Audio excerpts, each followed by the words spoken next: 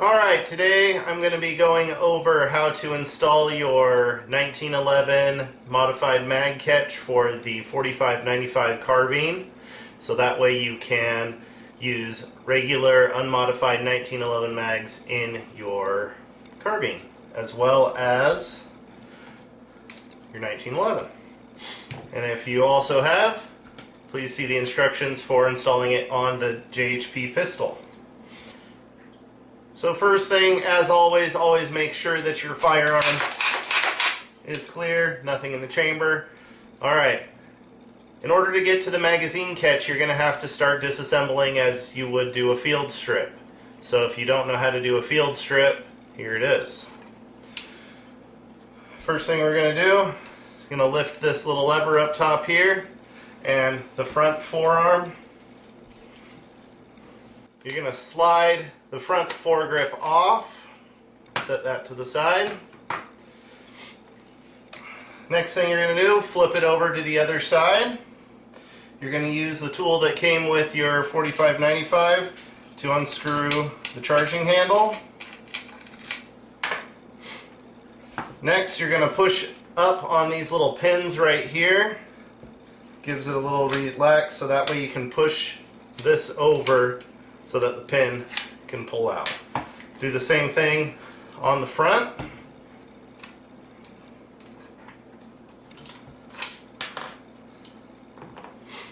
Next, the casing will come off. Now you're going to flip it upside down. There is a big plate right here that holds on right where the serial number is. You're going to slide that plate forward and off.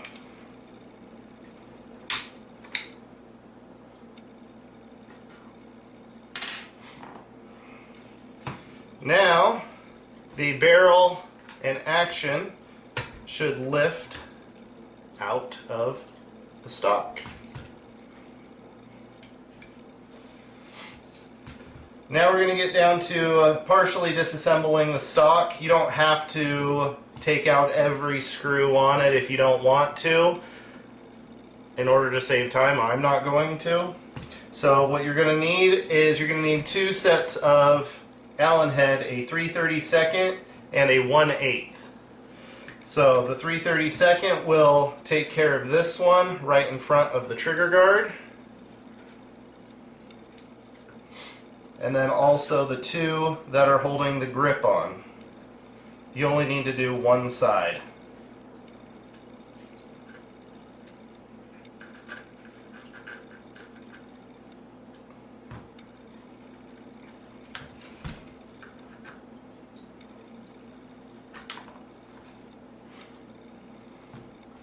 Next, you're going to take your 1/8 and you're going to loosen the first two right in front of the cheek piece.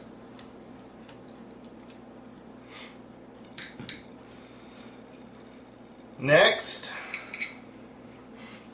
you need to remove this cheek piece on the back.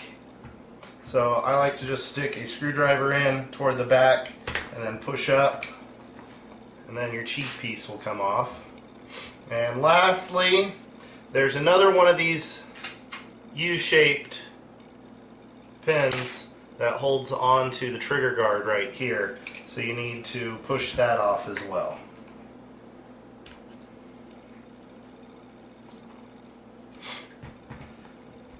If you've done all that, now it should be able to stretch apart the stock now.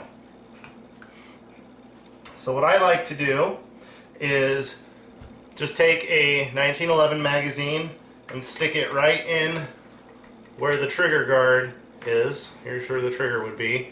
Just stick it right in there and twist it. That should spread it apart just enough to where you're going to be able to get into, pull this pin out, which has the magazine catch on it.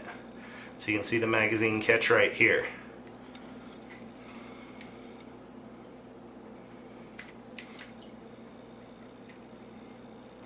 Be careful because there is a spring behind the magazine catch. So you don't want to lose that little spring if you're going to go back to stock. Also, there is a button that is the actual button. So now you're going to take that rod, and one of the sides of that rod has a taper on it where it's recessed in. You're going to put your new magazine catch on it, and then you're going to put the new spring that came with it right behind it.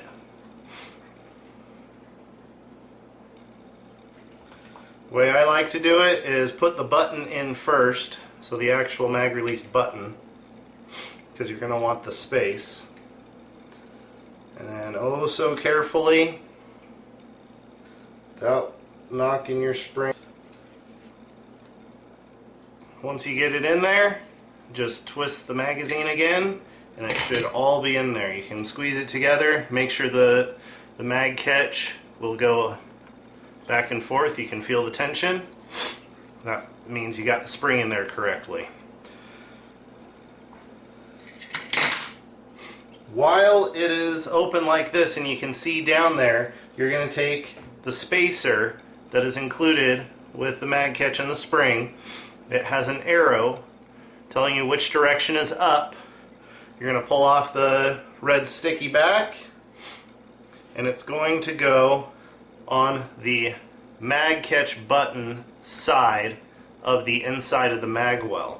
So you're just going to place it right in there on this side, and then just get it stuck as close to the edge as possible.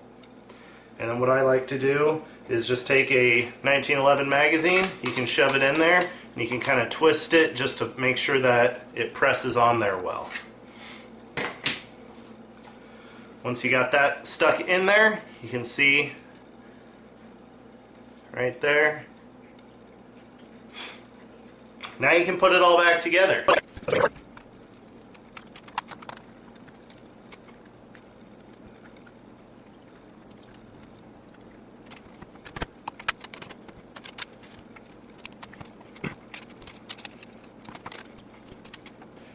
Now that you've got it all back together, now you should be able to take 1911 magazines from 8 rounders, stick it in there, 10, 15, and the best part about this is that all these magazines still work in your regular 1911.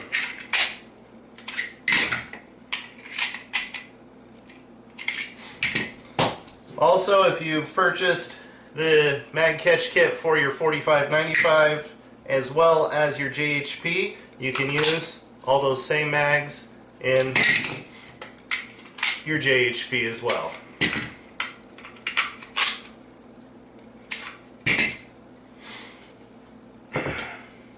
I hope you've enjoyed this video. If you have any questions, please feel free to email me at thingmeisterfab@gmail.com. Please check out my Facebook as well as my website.